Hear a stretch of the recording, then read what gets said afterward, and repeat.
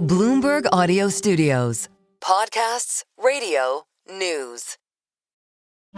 I was always a curious kid. I wasn't curious about nightclubs or other things. I was an avid lover of science. Fei-Fei Li, tech CEO, Stanford professor, and godmother of AI. Are you conscious of the power that you have? I'm conscious of my responsibility. I understand I'm one of the people who brought this technology to our world. The agency is not the machines, it's ours. From Bloomberg Weekend, this is the Mishal Husain Show. I'm Mishal Husain. Have you ever thought about where AI came from? The origin story of tools like ChatGPT, Claude, or Gemini, which are part of many people's everyday lives. I don't mean the principle of training large language models on data, but the long, often lonely work of the scientists who believed years ago that you could teach machines to be intelligent.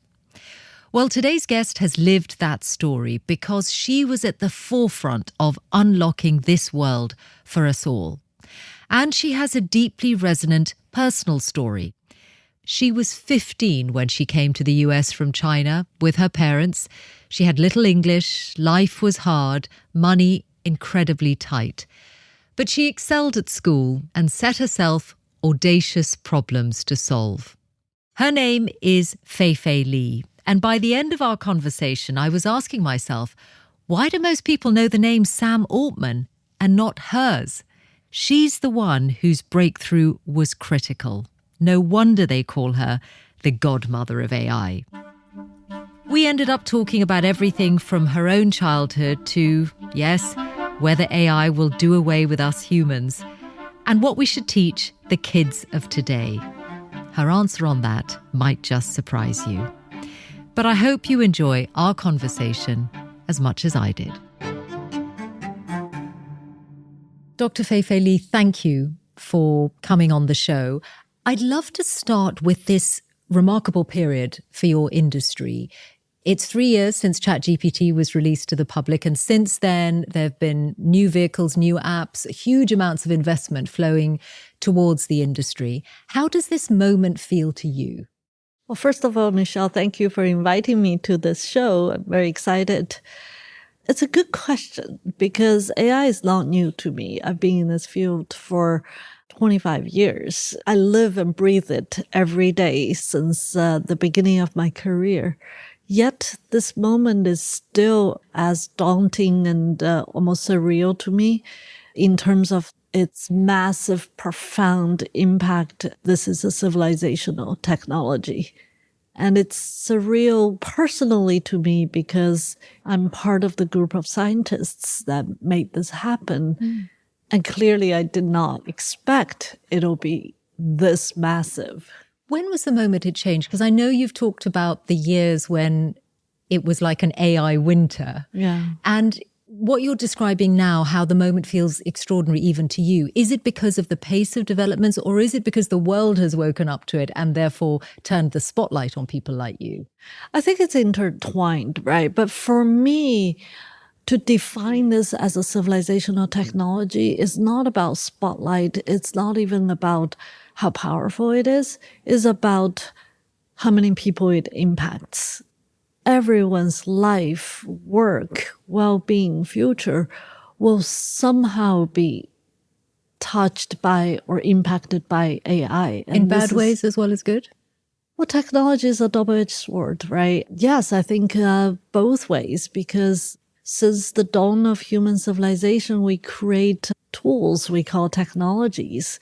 And these tools are meant in general for doing good things, but along the way, we might intentionally use it in the wrong way, or we might have unintended consequences. And strands of this, I know, will emerge in different ways over the course of this conversation. But you said the word power, and I'm struck by the fact that the power of this technology is in the hands of a very small number of companies, most of them American. How does that sit with you? You're right.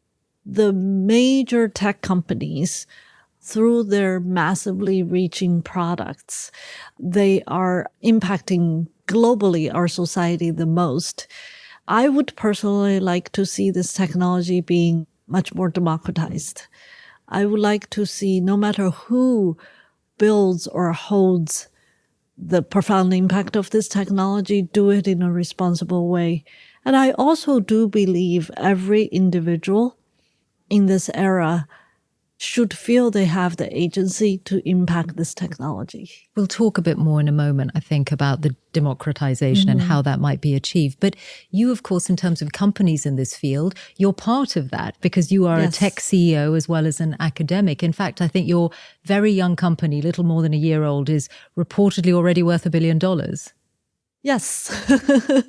I am co-founder CEO of World Labs, and we are building the next frontier of AI, which is spatial intelligence, which people don't hear too much about today because we're all about large language models. Yet I believe spatial intelligence is as critical and complementary to language intelligence. Releasing this idea of virtual worlds, which again we'll dig into. But before we do that, I want you to take us back again to the fact that you've seen the whole trajectory of this industry. You've been in it for 25 years.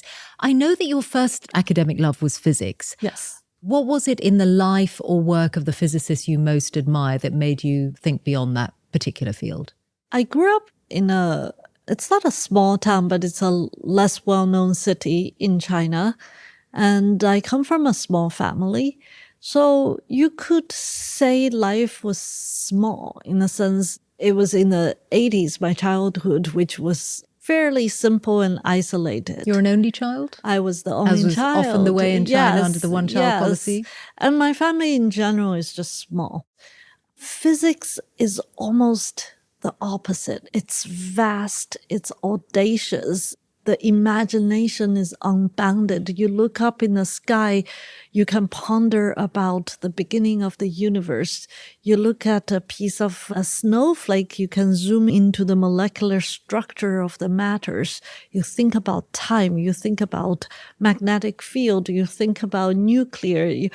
It takes my imagination to places that you can never be in this world. And what really fundamentally fascinates me to this day about physics is not be afraid of asking the most boldest, audacious question about our physical world, of our universe, of where we come from. But your audacious question, I think, was about what is intelligence? Yes, and I think it's rooted in my love for physics and my training in physics that I look at each physicist I admire, look at their audacious question, right? From Newton to Maxwell to Schrödinger to Einstein, my favorite physicist.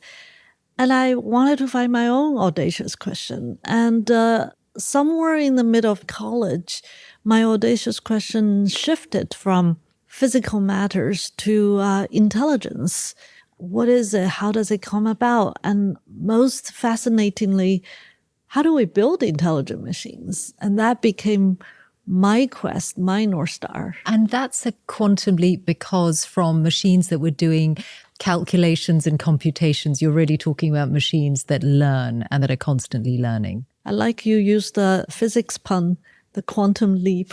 yeah, crossing over into ordinary parlance. But I think, didn't you have this light bulb moment as you're thinking about intelligence? You realize that a critical part of that is our ability to recognize objects. The fact that around us right now, there are multiple objects. Yes. We know what they are. The ability that humans have about recognizing objects in the world is foundational. So I decided that was my first North Star. My PhD dissertation is to build machine algorithms to recognize as many objects as possible. I think the key question is how, right? How do you teach the machines? And what I found really interesting about your background is that you are reading very widely, and there are two key breakthroughs that make your ultimate breakthrough possible. And one is that you start thinking and learning about what psychologists and linguists are saying that is related to your field? Well, that's the beauty of doing science at the forefront. Because it's new, no one knows how to do it. As an AI scientist, you look for possible answers, and it's pretty natural to look at human brain and human mind and try to understand or be inspired by what humans can do. And one of the inspiration I got in my early days of studying or trying to unlock this visual intelligence problem is look at how our visual semantic space is structured. There are so many tens and thousands and millions of objects in the world. How are they organized? Are they organized by alphabets? Or are they organized by size or colors? And you asking that because you have to understand how our brains organize in order to have something to teach the computers. That's one way to think about it. And I come upon this linguistic work called WordNet. WordNet is a way to organize semantic concepts, not visual, just semantic or words in a particular taxonomy. Give me an example. An example is in a dictionary, an apple and an appliance are very close together. But in real life, an apple and a pear are much closer to each other. And the apple and pear both belong to fruits, whereas an appliance belong to a whole different family of objects. And I came upon this taxonomy called WordNet that describes this organization of objects. And I made a connection in my head is that two things is very clear. One is that this could be the way visual concepts are organized because apples and pears are much more connected than apples and wash machines, for example. But also even more importantly is the scale, is that if you look at the number of objects described by language, you realize how vast it is, right? How big it is.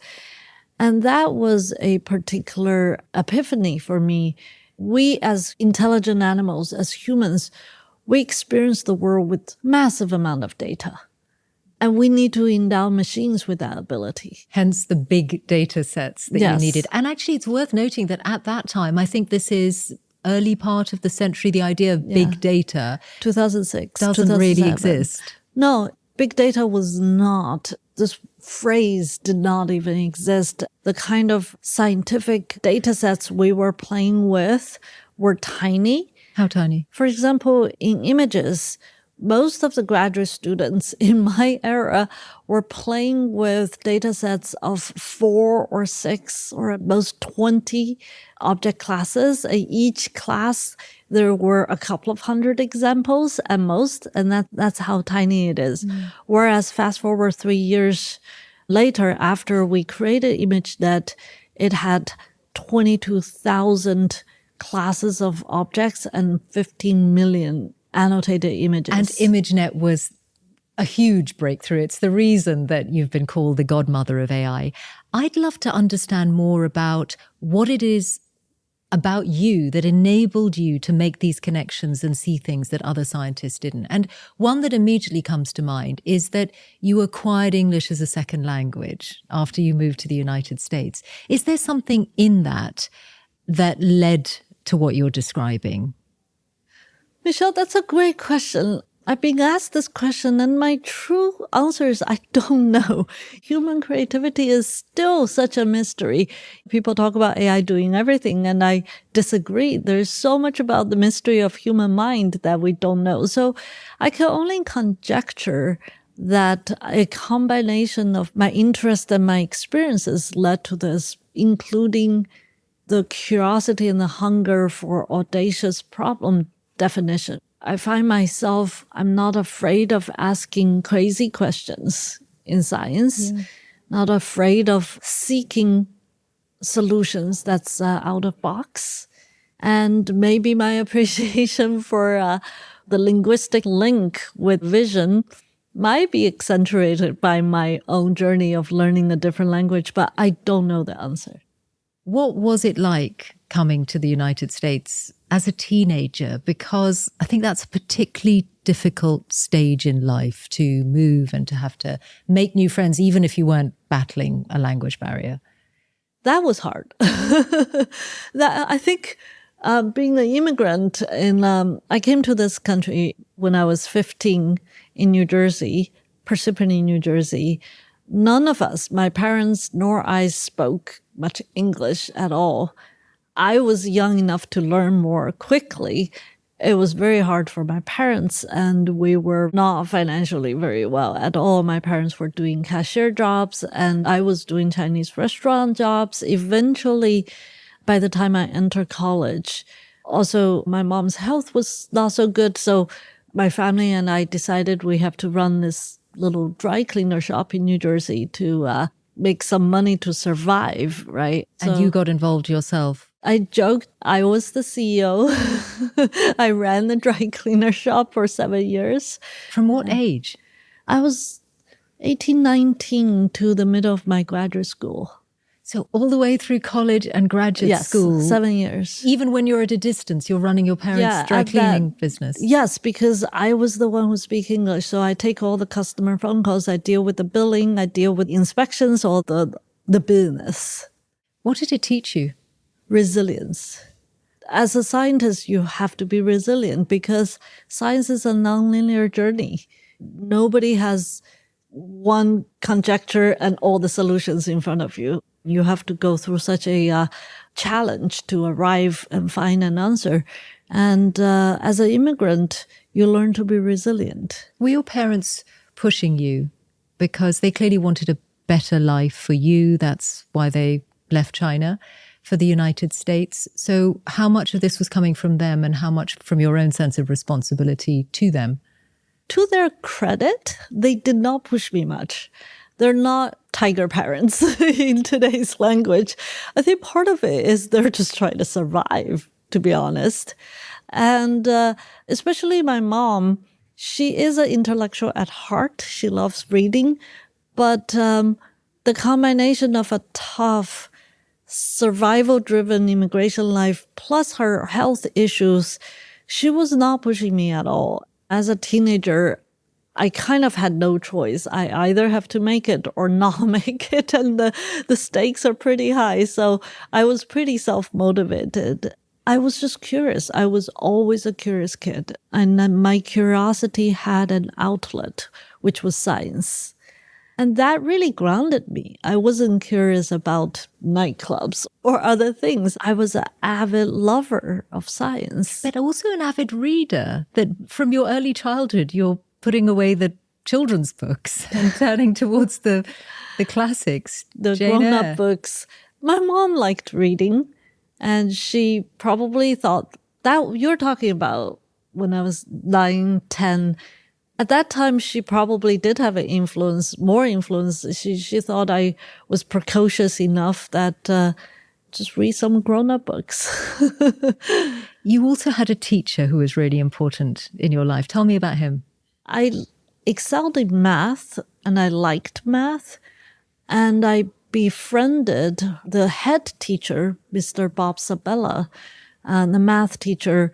We became friends through the mutual love of science fiction reading.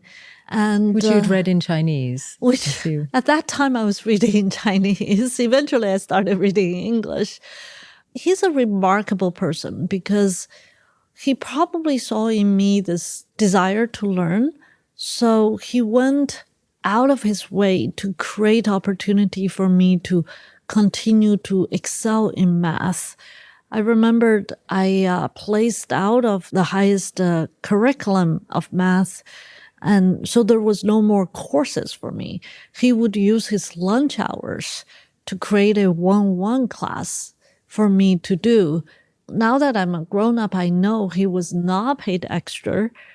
It was really out of a teacher's love and sense of responsibility. And he really became such an important person in my life. Is he still alive, Mr. Sabella? Mr. Sabella passed away when I was an assistant professor at Stanford, but his family, his 2 sons, his wife, and I think they're my New Jersey family at this point. You used the word love about what he did for you. And I wonder if he and his family introduced you to American society. Were they your first friends and an entrance to the whole world of America beyond your school? Absolutely. They introduced me to the quintessential middle-class American family. They live in a suburban house. They have 2 lovely kids.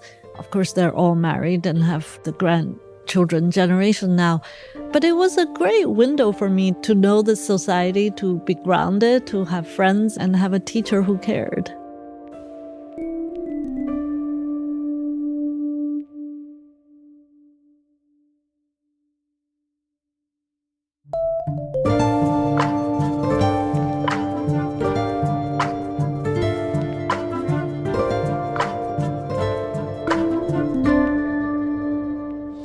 Do you think you could have had the career that you have had in China? Because now there are like significant advances happening in AI in China. I don't think I'm able to answer this question because I think life is so serendipitous, right? The journey would be very different. And in a way, we could have simulated all possibilities. But what is timeless or what is invariant for anyone is the sense of curiosity, the pursuit of North Stars. So if I were me, I will still be doing AI somehow, I believe. Do you still feel connected to China? It's part of my heritage. I feel very lucky that my career has been in America, higher education, and then Silicon Valley, then as also in and out of industry. And being in tech, the combination of all these ingredients is very global. The environment my family right now is in, which is Stanford, San Francisco, Silicon Valley, is very international. So I feel very connected. And the discipline I'm in, which is AI, is so horizontal. It touches people everywhere that I do feel much more like a global citizen at this point. And of course, it is a global industry, but there are some really striking advances in China, not least the number of patents and the number of AI public papers coming out, the DeepSeek moment earlier this year. As you look ahead in this century, do you think China will catch up with the US in the way that it has in other fields like manufacturing? I do think China is a powerhouse in AI. In this moment, most people would recognize the 2 leading countries in AI are China and US. The excitement, the energy, and also, frankly, the ambition of many regions and many countries in the world of wanting to have a role in AI, wanting to catch up or even come ahead in certain areas of AI, that is pretty universal. And your own next frontier, spatial intelligence. Tell me what you mean when you use the word spatial intelligence. What are you working on right now? Yeah, so spatial intelligence is the ability for AI, or frankly, any intelligence, to understand, perceive, reason, and interact, and also create spaces, worlds. It comes from a continuation of visual intelligence. The first half of my career around the ImageNet time was trying to solve the fundamental problem of understanding what we are seeing. And that was a very important problem. But it's not enough because that's a very passive act. It's just receiving information and being able to understand this is a cup, this is a beautiful lady, this is a microphone. But if you look at evolution, you look at human intelligence, perception is profoundly linked to action. We see because we move. We move, therefore we need to see better. And how do you create that connection has a lot to do with space, because you need to see the 3D space. You need to understand how things move. You need to understand when I touch this cup, how do I mathematically organize my fingers so that it creates a space that would allow me to grab this cup. All this intricacy is centered around this capability of spatial intelligence. And I've looked on your website and I've seen the preview that you've released, Marble. You can see essentially a virtual world which one goes into and from room to room, and one door opens and you go Yeah. from one place to another. But I'm not sure how you use it. Is it essentially to you a tool for training AI? It's a different way to train AI rather than, for example, Meta saying this is in the metaverse, this is a world you can go into and spend time in as a human being. Right. So let's just be clear with the definition. Marble is a frontier model. It's a frontier world model. What it does is not just to see and go into a world. What's really remarkable is it generates a 3D world at a simple prompt. A prompt could be, give me a modern looking kitchen. Or the prompt could be, here's a picture of a modern looking kitchen. Make it a 3D world. The ability to create a 3D world is a fundamental ability. It's fundamental to humans, and I hope one day it's fundamental to AI. If you are a designer or architect, you can use this 3D world to ideate, to design.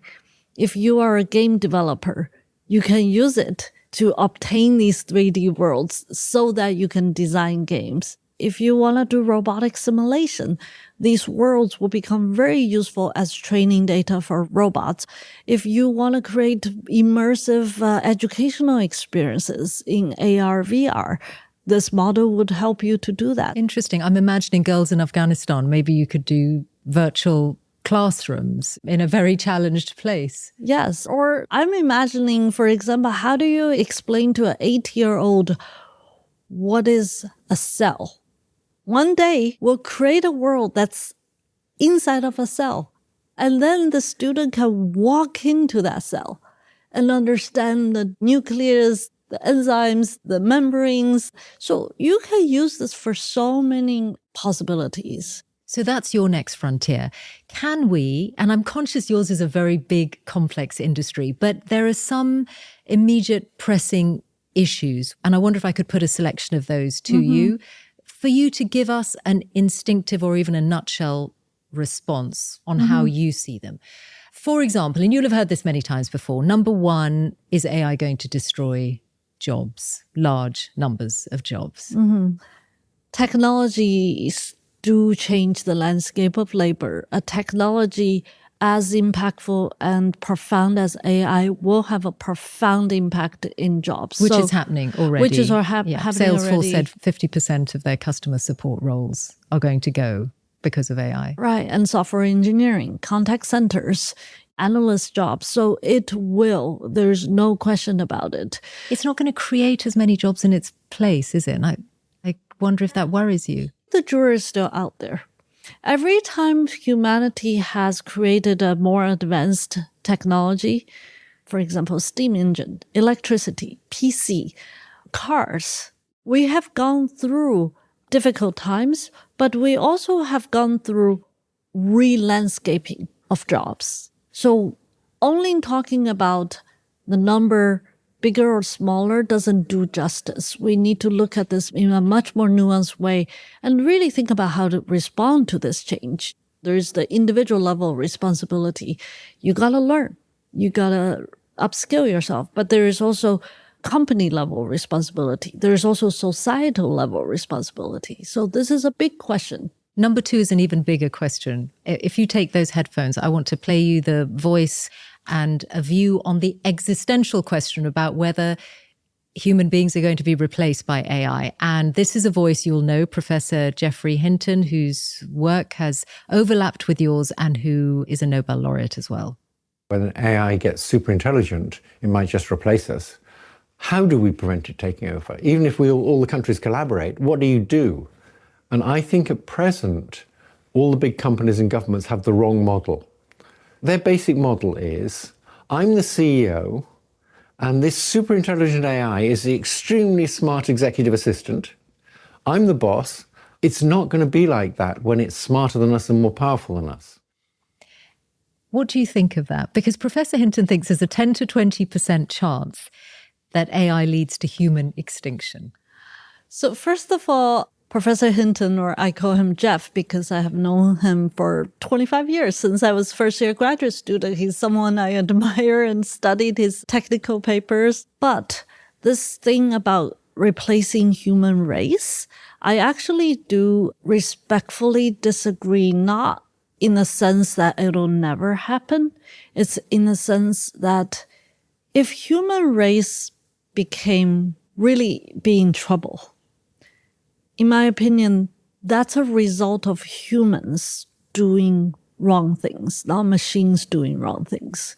But the very practical point that he put in that clip is where he says, how do we prevent the super intelligent creation taking over? At the point that it becomes more intelligent than us, we have no model for that. Now, if that creation that is more intelligent than us says, turn off human beings' life support or do something else that is existential, how would we stop it? So I think this question has made an assumption, which is from today, which we don't have such a machine, super intelligent machine yet.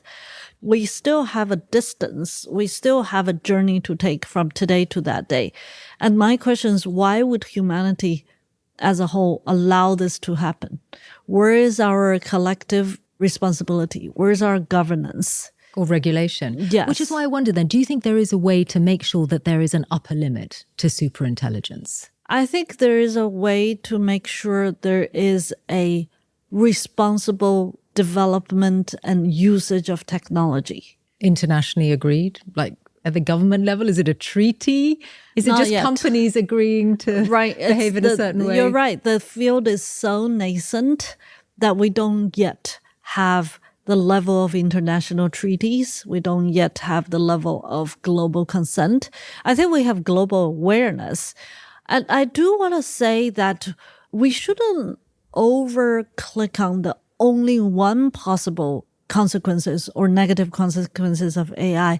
This technology is powerful. It might have other negative consequences. It also has a ton of benevolent applications for humanity. We need to look at this holistically. Do you get frustrated by some of the questions then? Because I know you talk to politicians, people with political power a lot. You've done that in the US, you've done that in the UK and in France and elsewhere. What's the most common question they ask you that you find frustrating? I wouldn't use the word frustrating. I would use the word concerned because I think our public discourse of AI need to move from the very simple question of what do we do when machine overlord is here? So I don't get frustrated. I get concerned if the only way to ask this question is this very simple binary, do you want it or not want it? Another question I get asked a lot, possibly more than this question, is question from parents. Worldwide, parents ask me, AI is coming. How do I advise my kids? What's the future of my kids? What should they do? Should they study computer science? Are they going to have jobs? And So answer it then. People listening to this are probably thinking exactly the same. What do you say? I say that AI is a very powerful technology, and I'm a mother. The most important thing we should empower our kids is to empower them as humans with agency, with dignity, with the desire to learn. And there are timeless values of humanity. Be an honest person, be a hardworking person, be creative, be critically Don't worry thinking. about what they'll study. Worry is not the right word. Be totally informed and understand that your children's future is going to be living in the world of AI technology. And depending on their interest, their passion, their personality, their circumstance, prepare them in that future. Worry doesn't solve the problem. I've got another industry question, which is about the huge sums of money that are flowing into, again, not that many companies like yours, and whether this might be a bubble, whether this might be like a .com bubble where it turns out that some of these companies are overvalued. First of all, My company is still a startup. When we're talking about huge amount of money, we really look at the big techs. AI is still a nascent technology. And from a development point of view, there's still a lot to be developed. The science is very hard. It takes a lot to make scientific and technological breakthroughs. This is why resourcing these efforts are still important. The other side of this is the market. Are we going to see the payoff from the market? By and large, I do believe that the applications of AI is so massive, whether we're talking about software engineering to creativity, to healthcare, to education, to financial services, that I think we're going to continue to see an expansion of the market of AI. I look at it as there are so many human needs, both in terms of well-being as well as in terms of productivity, that can be helped by AI as an assistant, as a collaborator. And that part, I do believe strongly that this is an expanding market. But what does it cost in terms of power and therefore energy and therefore climate? There's a prominent AI entrepreneur, you probably know Jerry Kaplan, who said that we could be heading for a new ecological disaster because of the amount of energy consumed by the vast data centers that we're going to need in growing numbers. This is an interesting question. I do think that in order to train large models, we're seeing more and more need for power or energy. But nobody says these data centers must be powered by fossil fuel, for example.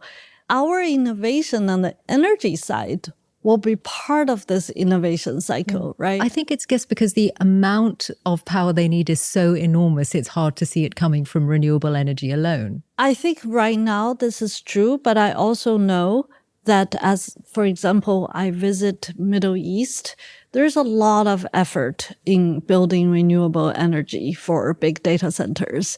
I do think that countries that need to build these big data centers need to also examine its energy policy and industry. This is an opportunity for us to invest and develop more renewable energy. What worries you about your industry? Because you're painting a very positive picture and you've been at the forefront of this and you see much more potential. So I understand where you're coming from. But Well, in your I'm quieter not a- moments? I'm not a tech utopian, nor am I a dystopian. I think I'm actually the boring middle. The boring middle wants to apply a much more pragmatic and scientific lens to this. So what worries me, of course, any tool in the hands of the wrong mindset or wrong intention would worry me. Since the dawn of human civilization, if fire was such a critical invention for our species, yet using fire to harm people is massively bad. So any wrong use of AI worries me. The wrong way to communicate with the public worries me, because I do feel there's a lot of anxiety in different parts of the world. The one worry I have is our teachers. These people, and my own personal experience tells me, they're the backbone of our society. They are so critical for educating our future generation. Are we having the right communication with them? Are we bringing them along? Are our teachers using AI tools to superpower their profession or helping our children to use AI instead of letting them feel left out, frustrated, anxious? We should be embracing them. We should be helping them. And this would be a concern if we don't do the right thing for our teachers, for our nurses, for our doctors, for many parts of our society. This is the Bloomberg Weekend interview. And so we're always interested in people's lives as well as their work. And I realized that your life, the life that you're living today, is so different from the way that you grew up working in your parents' dry cleaner, keeping it running. I still do a lot of laundry at home. So, are you conscious of the power that you have as a leader in this industry of our time and the future? I'm conscious of my responsibility. I understand I'm one of the people who brought this technology to our world. I understand that I'm so privileged to be working at one of the best universities in the world, educating tomorrow's leaders and doing the cutting edge research. I'm conscious of myself being an entrepreneur and a CEO of one of the most exciting startups in the Gen AI world. So everything I do has a consequence, and that's a responsibility I shoulder.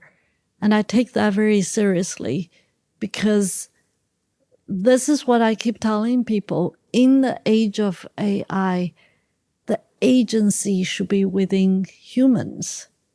The agency is not the machines, it's ours. My agency is to create exciting technology and to use it responsibly.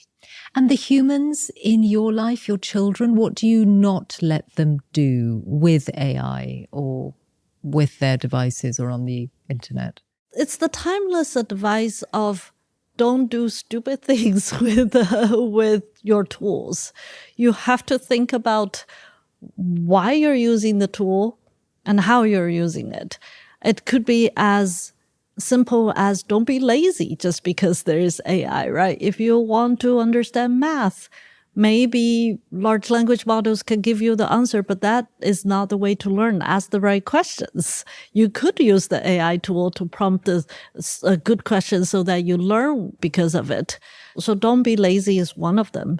The other side is don't use it to do bad things. For example, integrity of information, right? Fake images, fake voices, fake texts.